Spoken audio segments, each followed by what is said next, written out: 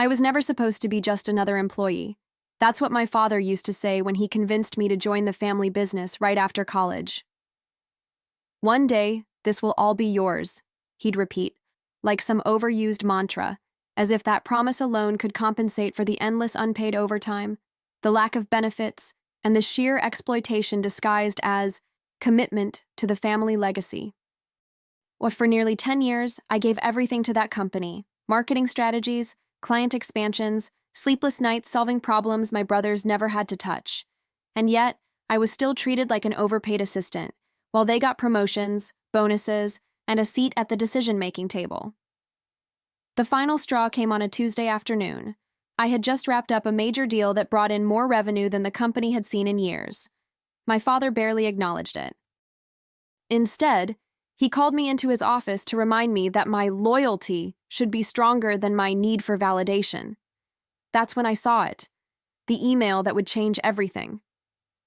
A headhunter had reached out, offering me a position at a competing firm with triple the salary, full benefits, and a leadership role. For the first time in a decade, I realized I didn't have to stay. I didn't owe them anything. I stared at the email for a long time, my heart pounding in my chest. It felt surreal, like someone had finally handed me a key to the prison I hadn't even realized I was locked in. I didn't respond right away. Instead, I closed my laptop and walked out of my father's office, feeling something unfamiliar but intoxicating. Power. For years, I had accepted every dismissal, every time my ideas were stolen, every meeting I was excluded from. But this was my moment, and I was going to make it count. That night, I lay awake, planning my exit. A normal resignation wouldn't do, not after everything they had put me through. I wanted them to feel it, to understand exactly what they were losing. So I played along for another week, acting as if nothing had changed, letting them think I was still their obedient workhorse. Meanwhile, I finalized negotiations with the new company, ensuring every detail was ironclad. The salary was locked in, the contract signed. Once I knew there was no turning back, I set the stage for my grand finale. The morning of my resignation, I arrived at the office earlier than usual. I wanted to soak it all in, this place that had drained me for a decade, that had taken my ideas, my time, my sanity, and given me nothing in return. I walked past my brother's offices where they sat like royalty, feet propped up on desks, discussing golf trips and investment properties they'd acquired with bonuses I never received. Past the break room, where employees whispered about how lucky I was to be in the family business, not realizing I was the lowest paid person in the building. Past my father's office, where the door was always open for them, but never for me. And then, finally, to my desk, the same desk I had started at 10 years ago, because despite all my work, all my success, I was never allowed to move up. I printed my resignation letter, 5 crisp copies, one for each of them. I didn't just quit. I crafted an exit that would be impossible to ignore. The letter detailed every major deal I had closed, every client I had brought in, every project I had salvaged when they had failed. I included exact numbers, percentages, and the undeniable truth. I had been the backbone of this company, and they had treated me like an afterthought. But the real masterpiece? The final paragraph. By the time you read this, I wrote, I will have accepted a leadership position at competitor's name, where I will finally be compensated for the value I bring. I wish you all the best in figuring out how to replace me. I suspect it won't be easy. I walked into the Monday morning meeting like it was any other day. My father sat at the head of the table, flanked by my brothers, their faces filled with the usual smug indifference. The department heads trickled in, a few nodding at me as they took their seats. I waited until everyone had settled before standing up. Before we start, I said, my voice calm, controlled, I have something important to share. I reached into my folder, pulled out the resignation letters, and placed one in front of my father, one in front of each brother, and then, for good measure, handed a copy to the CFO, whose eyes flickered with interest. For a second, there was silence. Then my father scoffed. What is this? He asked, barely glancing at the letter. One of my brothers laughed under his breath, already assuming this was some kind of joke. I crossed my arms, tilting my head slightly. It's my resignation, I said, effective immediately. That got their attention. My father finally looked down at the paper, his expression shifting as he read the details. My accomplishments, my contributions, laid out in a way he had never acknowledged before. And then the final blow. My new position, at their biggest competitor, leading a team that would directly challenge everything they had built. The room went dead silent. I could see it sinking in, the realization that I wasn't bluffing. My father's fingers tightened around the paper, his jaw clenching so hard I thought he might crack a tooth. My eldest brother, the golden boy, looked at me like I had just slapped him across the face. "You're leaving? Just like that?" he scoffed, trying to sound amused, but there was an edge to his voice. "After everything Dad's done for you?" I let out a sharp laugh, shaking my head. "Everything he's done for me?" I repeated, savoring the moment. "You mean the years of underpayment, the broken promises, the way I was treated like a disposable intern while you two got raises for showing up late and leaving early?"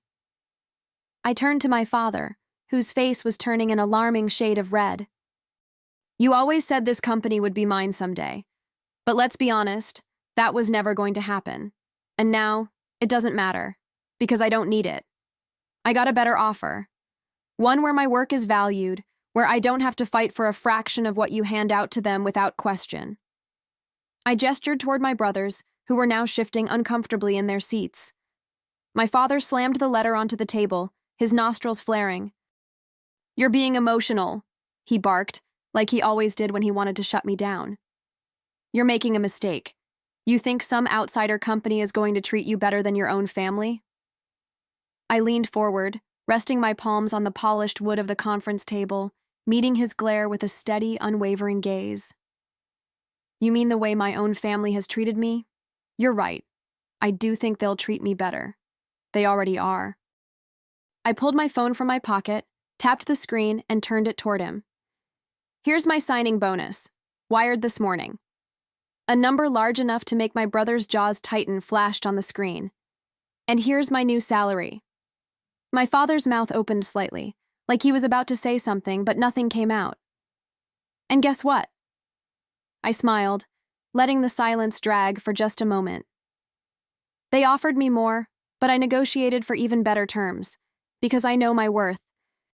Something you never did." The CFO, who had been quiet until now, let out a low whistle. "Damn," he muttered under his breath, clearly impressed. My father shot him a sharp glare, but the damage was done. People in the room were paying attention. Some were trying to mask their reactions, but I could see it, the realization settling in. They had all underestimated me, and now they were losing me for good. My father's face was a mess of emotions: anger, disbelief, maybe even a hint of panic. He wasn't used to being challenged, especially not by me. "You think you're irreplaceable?" he snapped, trying to regain control. "This company will be just fine without you." I shrugged, unfazed. "Maybe," I said, letting the word hang in the air. "But let's see how you handle the fallout." I turned to the CFO, who was still holding my resignation letter, rereading it with an almost amused expression. "Since I won't be here anymore, I figured I should wrap up a few things. So I personally reached out to every major client I brought in over the years." I paused, watching my father's expression shift. "And, well, turns out they weren't as loyal to the company as you thought. They were loyal to me." A ripple of tension spread across the room. My brothers exchanged nervous glances, the weight of what I was saying finally clicking into place. "You didn't," my eldest brother muttered, his voice low, almost pleading. I smiled. "Oh, I did. And most of them? They'll be moving their contracts to my new company. Some already signed the paperwork." I tapped my phone again. "Want to see the confirmations?" The silence that followed was thick, suffocating. My father's face drained of color, his hand gripping the arm of his chair so tightly I thought the leather might tear. My eldest brother looked like he might throw up. The younger one, always the least competent, just blinked, trying to process what was happening. It was the first time I had ever seen them speechless, and I was going to savor every second of it. "You're bluffing," my father finally said, but his voice lacked its usual authority. I tilted my head. "Am I?" I gestured toward the CFO. "Feel free to confirm it with the clients yourself. I'd start with Mercer & Co. They signed their transfer yesterday." I leaned back in my chair, crossing my arms. "And, oh, the Jackson account? Gone. The Varela contract? Also gone. Should I keep going, or do you get the picture?" The CFO hesitated for just a moment before pulling out his phone, likely already checking the damage. My father shot him a warning look, but even he knew better than to ignore a potential financial disaster. My eldest brother leaned forward, his voice low and desperate. "We can fix this," he said, and for the first time, I heard something in his tone I had never heard before. Fear. "You don't have to do this." I laughed, and it wasn't forced. It was genuine, from deep in my chest. After years of being dismissed, underpaid, and overlooked, I was finally watching them scramble. "Oh, I do have to do this," I said, shaking my head.